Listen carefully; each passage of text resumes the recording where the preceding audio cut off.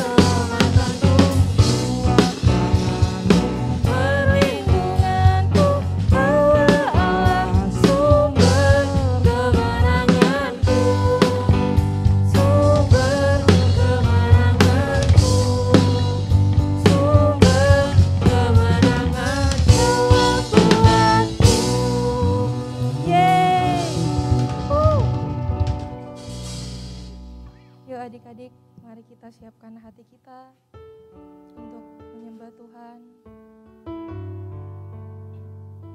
Kita percaya Tuhan selalu ada bersama kita adik-adik dalam setiap apapun musim kehidupan kita.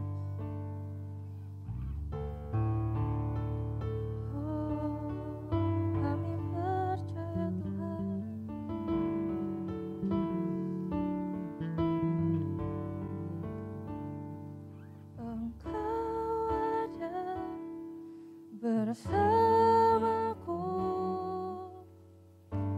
di setiap musim hidupku, tak pernah kau biarkan ku sendiri.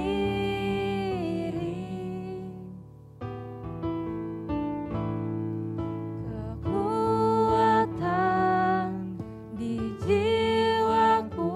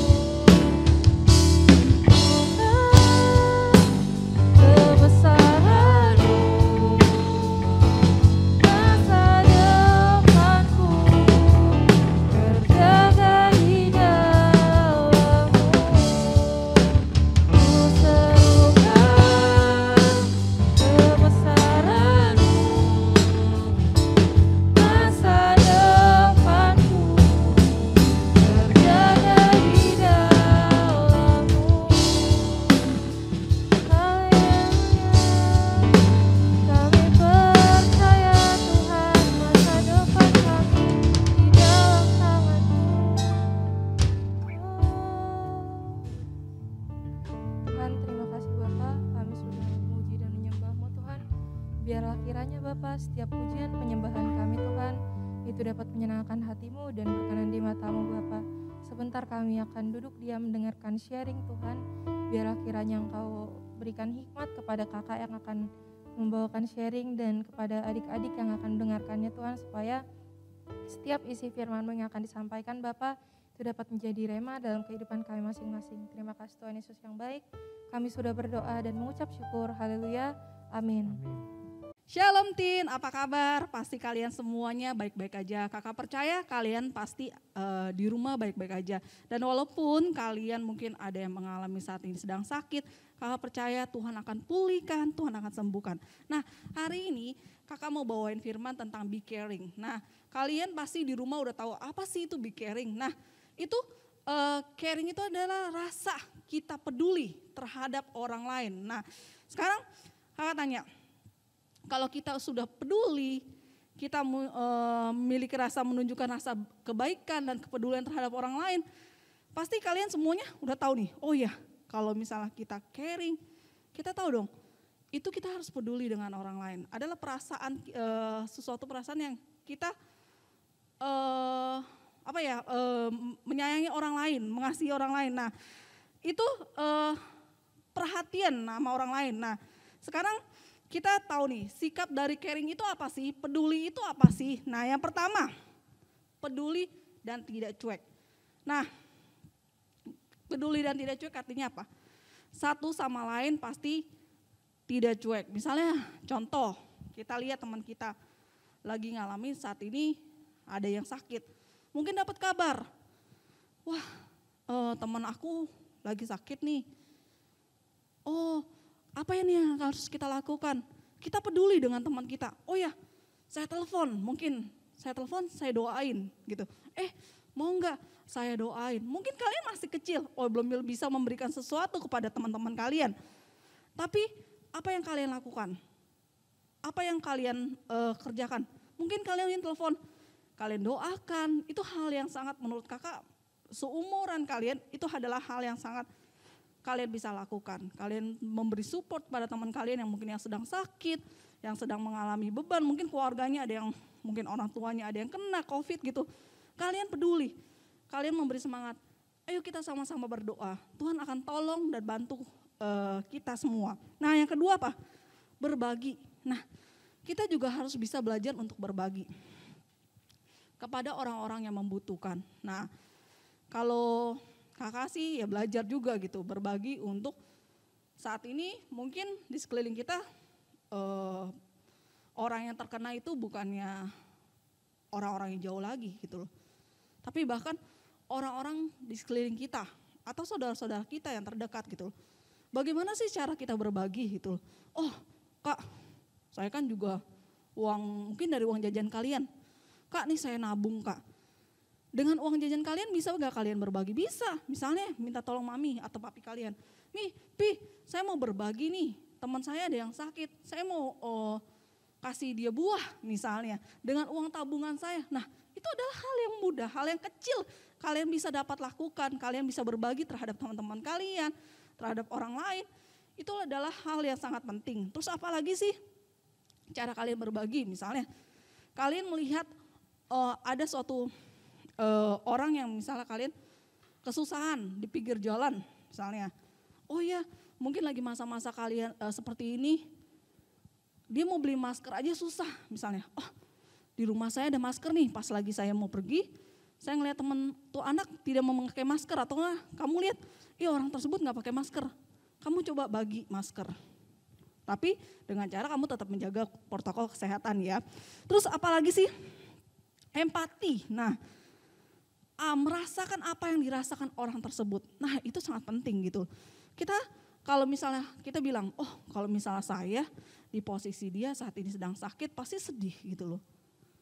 Dengan cara apa? Kita memberi support, memberi dukungan, memberi doa gitu loh. Apapun yang dibutuhkan, misalnya kita waktu kita bisa membantu, kita membantu gitu loh. Itu adalah hal yang penting. Nah di Matius 5 ayat 6, kakak mau bacakan ya. Demikianlah hendaknya terangmu bercahaya di depan orang supaya mereka melihat perbuatanmu yang baik dan memuliakan Bapamu yang di sorga. Nah, kita harus menjadi terang dimanapun kita berada. Terangnya apa sih?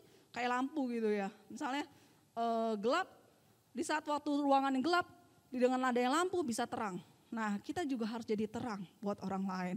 Kita terangnya bagaimana sih? Dari sikap kita, perbuatan kita, yang tadi kita lihat teman kita mungkin yang sedang sakit, siapapun itu, kita doakan atau enggak kita kasih sesuatu buat vitamin atau obat dari uang jajan kita, itu adalah suatu rasa yang membuat kita bisa menjadi terang dimanapun kita berada. Nah, kakak mau cerita juga nih tentang kisah Tuhan Yesus yang benar-benar Tuhan Yesus tuh caring banget gitu loh.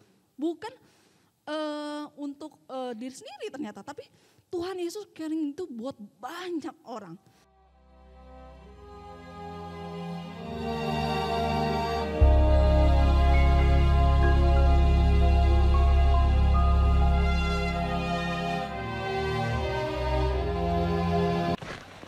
Kemudian rasul-rasul itu kembali berkumpul dengan Yesus dan memberitahukan kepadanya semua yang mereka kerjakan dan ajarkan. Lalu ia berkata kepada mereka, "Marilah ke tempat yang sunyi, supaya kita sendirian, dan beristirahatlah seketika." Sebab memang begitu banyaknya orang yang datang dan yang pergi, sehingga makan pun mereka tidak sempat. Maka berangkatlah mereka untuk mengasingkan diri dengan perahu ke tempat yang sunyi. Tetapi pada waktu mereka bertolak, banyak orang melihat mereka dan mengetahui tujuan mereka. Dengan mengambil jalan darat, segeralah datang orang dari semua kota ke tempat itu, sehingga mendahului mereka. Ketika Yesus mendarat, ia melihat sejumlah besar orang banyak. Maka tergeraklah hatinya oleh belas kasihan kepada mereka, karena mereka seperti domba yang tidak mempunyai gembala. Lalu mulailah ia mengajarkan banyak hal kepada mereka. Pada waktu hari sudah mulai malam, datanglah murid-muridnya kepadanya dan berkata, "Tempat ini sunyi dan hari sudah mulai malam. Suruhlah orang banyak itu pergi, supaya mereka dapat membeli makanan di desa-desa." Tetapi ia berkata kepada mereka, "Kamu harus memberi mereka makan. Berapa banyak roti yang ada padamu? Cobalah periksa." Sesudah memeriksanya, mereka berkata, 5 roti dan 2 ikan. Lalu ia menyuruh orang-orang itu supaya semua duduk berkelompok-kelompok di atas rumput hijau. Maka duduklah mereka berkelompok-kelompok. Ada yang 100, ada yang 50 orang. Dan setelah ia mengambil 5 roti dan 2 ikan itu, ia menengadah ke langit dan mengucap berkat, lalu memecah-mecahkan roti itu. Begitu juga kedua ikan itu, dan memberikannya kepada murid-muridnya, supaya dibagi-bagikan kepada orang-orang itu.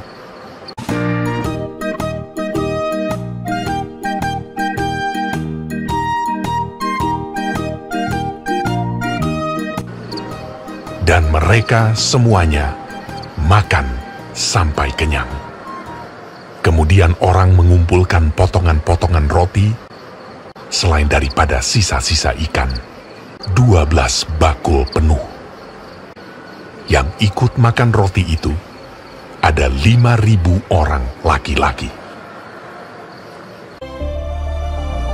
Nah, Tuhan Yesus luar biasa banget. Tuhan Yesus tidak mau orang lain itu kesusahan, kelaparan. Tuhan Yesus tidak mau gitu loh. Tuhan Yesus sungguh perhatian. Apa yang akan lakukan untuk selanjutnya, Tuhan Yesus sudah pikiran. Oh, dia akan lapar nih nanti. Tuhan Yesus sudah pikirin. Tuhan Yesus gak mau buat dia susah. Mereka semua susah. Tuhan Yesus mau mereka makan sampai kenyang. Akhirnya mereka makan sampai kenyang. Nah, dan Tuhan Yesus sungguh luar biasa banget. Nah, di sini kisahnya setelah Tuhan Yesus menyiapkan dari melakukan mukjizat 5 roti dan 2 ikan itu, yang bukan hanya laki-laki ya, 5.000 itu hanya laki-laki, belum termasuk anak-anak dan wanita gitu loh. Nah, akhirnya Tuhan Yesus setelah melakukan mukjizat itu semuanya menjadi kenyang. Nah, hari ini kakak juga mau cerita tentang seorang yang menginspirasi kakak gitu loh. Kakak dengar juga ya, pernah baca di artikel gitu, adalah seorang dokter Nah, pasti kalian pernah dengar Dr. Lee, namanya Dr. Lee Agustinus Darmawan. Nah, nanti ada gambarnya, kakak kasih lihat gambarnya.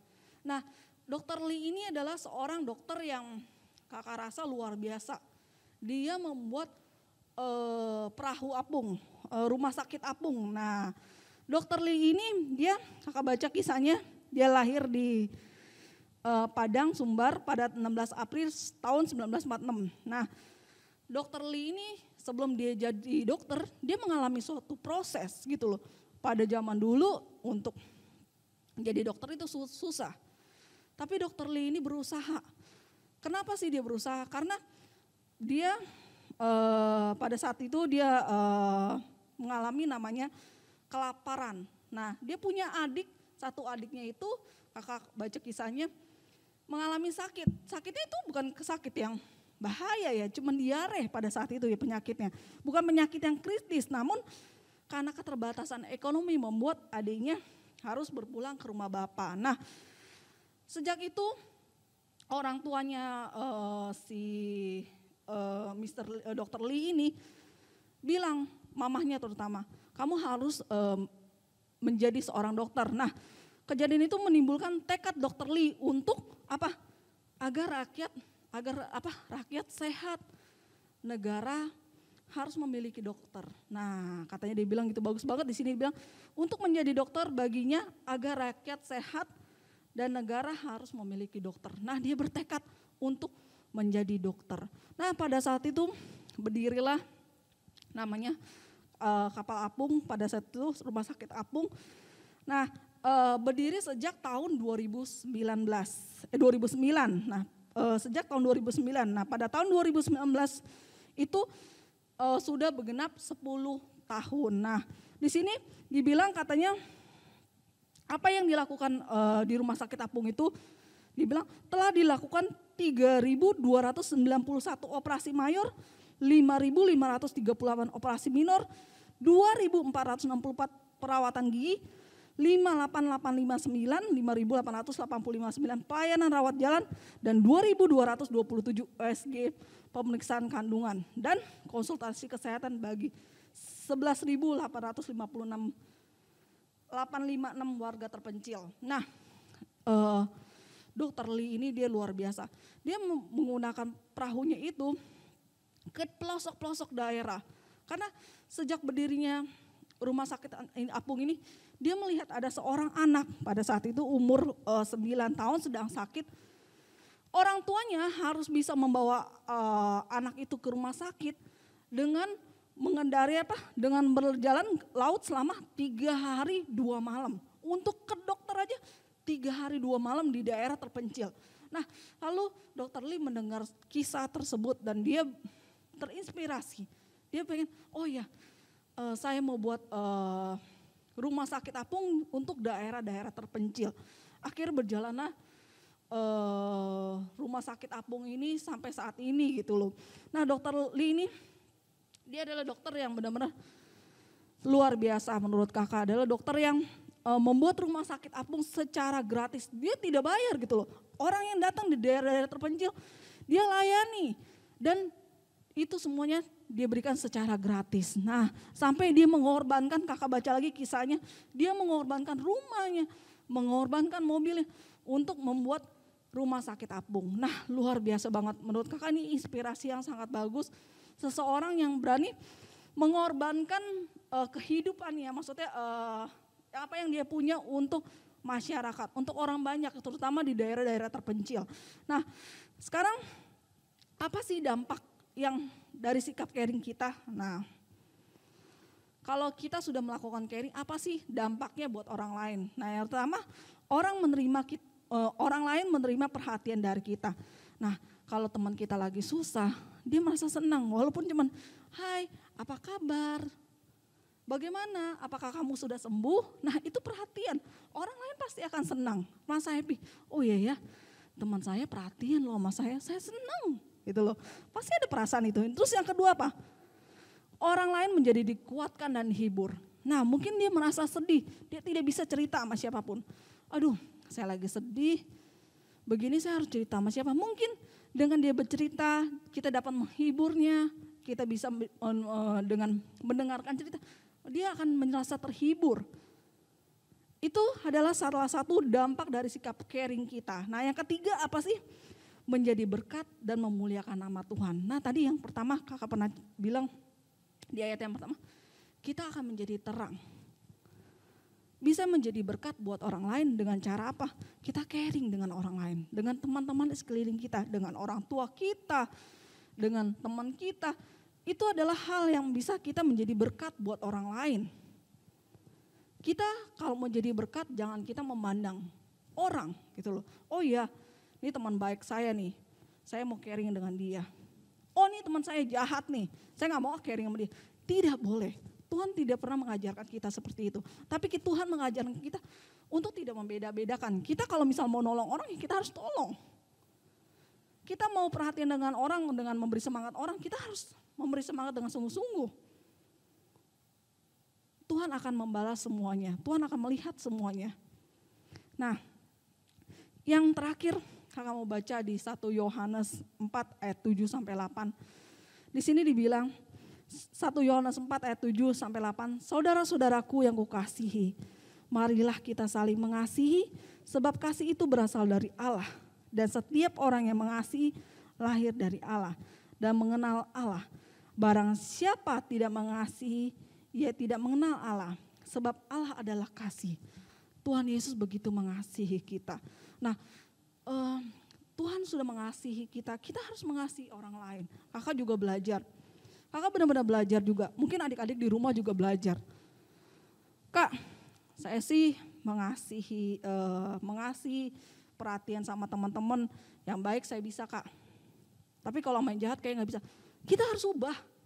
Jangan seperti itu, kita ubah. Kalau misal kita gak bisa, kita doakan. Kakak juga belajar.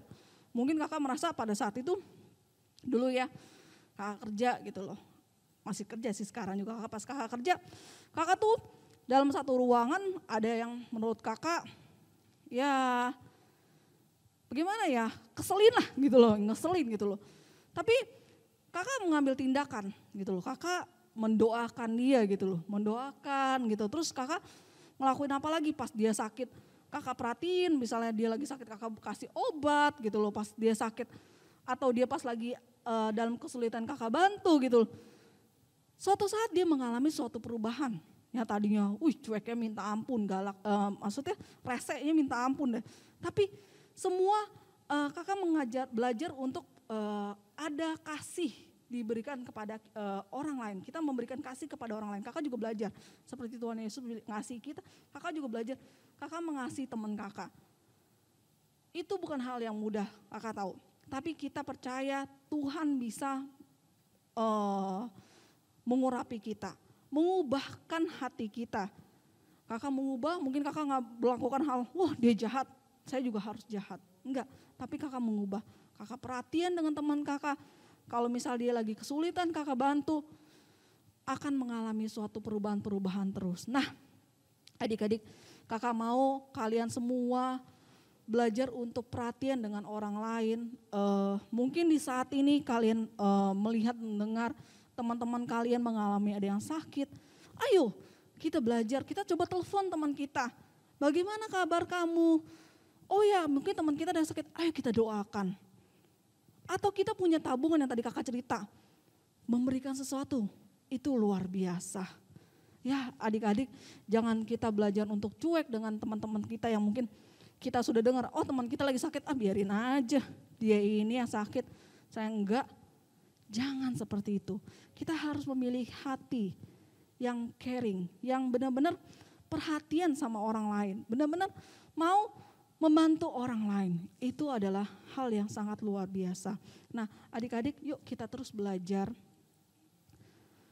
Saat ini kita sudah dengar tadi Dr. Lee juga, dia luar biasa banget membuat rumah sakit apung, sehingga membuat orang lain yang mungkin sulit untuk masuk ke rumah sakit, mau berobat sulit, tapi dengan idenya dia, dengan perbuatan dia bisa menyelamatkan banyak orang. Kita juga harus belajar. Oke, nah yang terakhir, Apa sih yang bisa kita lakukan? Setelah kita baca ini semua, apa yang kita bisa lakukan? Apa kita mau terus-terusan gak mau berubah? Apa kita mau tetap mau berusaha untuk dengan keadaan kita, cuek, tidak mau berbagi dengan sesama, hanya mau ditolong doang? Jangan seperti itu. Kita harus berubah.